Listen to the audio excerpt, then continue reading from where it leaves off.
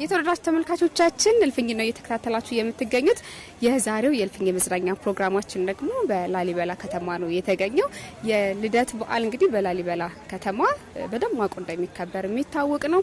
ይህንን በዓል ደግሞ በደብረ ሮሃ ቅዱስ ላሊበላ ውቅር አብያተ ክርስቲያናት ተገኝቶ ለማክበር ከተለያዩ ስፍራዎች የሚመጡ ምእመናን አሉ።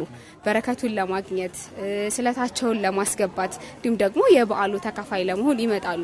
ከጀርባችንም የምንመለከተው ከተለያዩ አካባቢ በእግራቸው ተጉዘው እዚህ ደብረ ሮሃ ቅዱስ ላሊበላ ገዳም የመጡ ምእመናንን ነው። ከነሱ ጋር ደግሞ የተወሰነ ቆይታ የምናደርግ ነው የሚሆነው። ተመልካቾቻችን አብረው ይቆዩ አይደል? አብረው ይቆዩ። እንግዲህ በአካባቢው አጠራር ደግሞ ሳሚዎች ገቡ ይባላል። ዝማሪያቸውን ሲያሰሙ እንዲሁም ደግሞ ስንቃቸውን ይዘው ወደ ከተማዋ ሲገቡ ሳሚዎች ገቡ ይባላሉ። እንግዲህ የሁለት ሳምንት ስንቃቸውን ነው ይዘው የሚገቡት። ከጀርባችን የምትመለከቱት ደግሞ ማረፊያ ቦታቸው ነው። ስለዚህ ከነሱ ጋር ቆይታ የምናደርግ ይሆናል። እንደምን ዋላችሁ? እንኳን አደረሳችሁ። እንኳን ደህና መጣችሁ። አባቴ ስሙን ማን ልበል? እንተዋወቅ። ፍቃዴ ነጋ። ፍቃዴ ነጋ። ከየት ነው የመጡት? መና መቀጠዋ። ስንት ቀን ፈጀቦት? በእግር ነው በመኪና ነው? እኛም ተነስቶብኝ አድሬ በ5 ሰዓት ነው ዛሬ የገባው። ስንት ጊዜ ሆኖ ቅዱስ ላሊበላ እየመጡ በዓሉን ሲያከብሩ? 3ጊዜ ነው ዛሬ። ለሶስተኛ ጊዜ ነው። ለበረከቱ ነው ወይስ ስለት አለቦት? ዘንድሮ እንዴት መጡ? አይ አድረስ እያልኩ የተወሰነ መቼም እያልኩ ነው። ካደረስከኝ የዛሬ አመት እጅህን ረግጣለሁ ብለው ነው የመጡት አይደለ? በጣም ደስ ይላል። አይኔ አለማየሁ እግሬ ደርሶ አይኔ አለማየሁ እግሬ ደርሶ አይኔ አለማየሁ እግሬ ደርሶ አይኔ አለማየሁ እግሬ ደርሶ እንግዲህ ዲያብሎስ ምን ትበላ እንግዲህ ዲያብሎስ ምን ትበላ ትንሹም ትልቁም ገባ ላሊበላ እንግዲህ ዲያብሎስ ምን ትበላ ኧረ ይበቃኛል።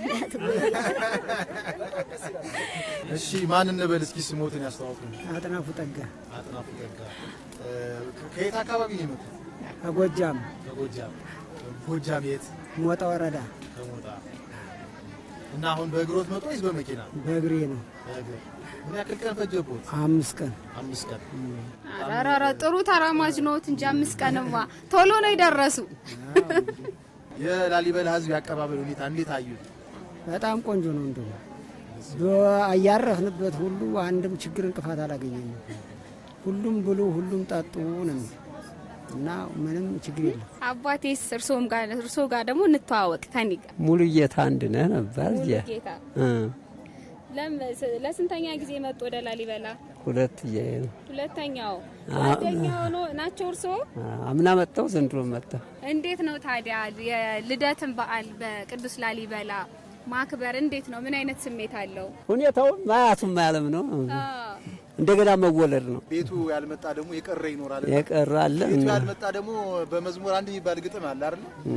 እንዴት ነው አታስታውሱን እስኪ። ምን ያለው ዓለም ቀረብህ የመንደሩ ጠላ ይቀራል ብለህ ምን ያለው ዓለም ቀረብህ እንዴት ያለው ዓለም ቀረብሽ እንዴት ያለው ዓለም ቀረብሽ የመንደሩ ቡና ይቀራል ብለሽ እንዴት ያለው ዓለም ቀረብሽ።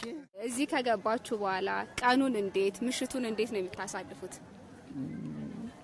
እንግዲህ በየቤተክርስቲያኑ እየተሳለም ላይ ታች ያሉ ቤተክርስቲያኖችን ዙሪያውን እያየን ነው ምን እንጂ እዚህ ቁጭ ብለን አይደለም። 12 ሰዓት ተሆነ በላይ በየቤተክርስቲያኑ ዞር ነው።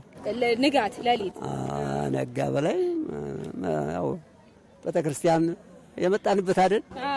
በጣም ጥሩ። ለሰጣችሁን ቆይታ እጅግ አድርገን እናመሰግናለን። እግዚአብሔር ይስጥልን። እሱ ይጠብቅላችሁ በያላችሁበት ግንባራችሁ ሙሉ ያርገው። አሜን። ይሄንን ማጫወታችሁ ይሄን ማነጋገራችሁ ከባድ ነገር ነው አይደል? የሱ ደግሞ ላሊበላ ይከተላችሁ። አሜን። በሰላም የዋለ በሰላም ያሳደራችሁ ቸር ነገር በጎ ነገር ያንጣልና እግዚአብሔር ግንባራችሁ ሙሉ ያርገው። የሮጣ ይደማችሁ የታገለ አይጣላችሁ። እድሜያችሁን ጎዳና ሀብታችሁን ተራራ ያድርገው። አሜን። እንግዲህ እግዚአብሔር ይስጥልን። ትንሹም ትልቁም እንዲያው በሰላም ያደርስልን ይሁን። ቅዱስ ላሊበላ አደራው ሽክም ግድፍ አርጎ ሃይማኖታችን አያናውጥብን። የምንሰማውን የጆሮ ቀለብ ያርግልን። ያ ተበደለ ፍርድ ጎደለ የሚለውን ይስጠን። ታቦቱ ለመንበሩ ቄሱ ለመቅደሱ ያሳጣን። ትንሹ የሚያድግበት ሽማግሌ የሚመርቅበትን ጊዜ ያምጣልን። እንዲያው ቅስፈቱ ይማረን። ወንድማማችን ያስታርቅልን። እንዲያው ፍቅር ስማሞቱን ይስጥልን። ተባረኩ። የህጋኛ ይንሳን። ገበያው ጥጋብ ይሁንልን። እናመሰግናለን በእውነቱ። አዎ ሶሲ፣ በነገራችን ላይ እነዚህ ሰዎች የቅዱስ ላሊበላ የተሰጣቸውን ቃል ኪዳን ምክንያት በማድረግ ነው የመጡት።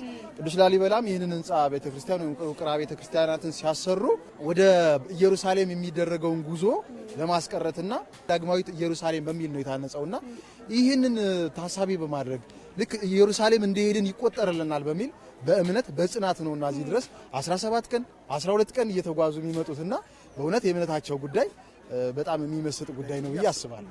በተለይ ደግሞ እዚህ በቦታው ላይ ሆኖ ለተመለከተው ደግሞ ራስንም እንድትጠይቅ ያደርጋል። እምነትህን ጽናትህን እንድትጠይቅ የሚያደርግ ድንቅ የሆነ ነገር ነው እየተመለከትን የምንገኘው። በከፊል ደግሞ ለእናንተ ለውድ ተመልካቾቻችን አጋርተናቸዋል። እልፍኝ ፕሮግራማችን አሁንም ወደ እናንተ መድረሱን ይቀጥላል። መልካም ጊዜ።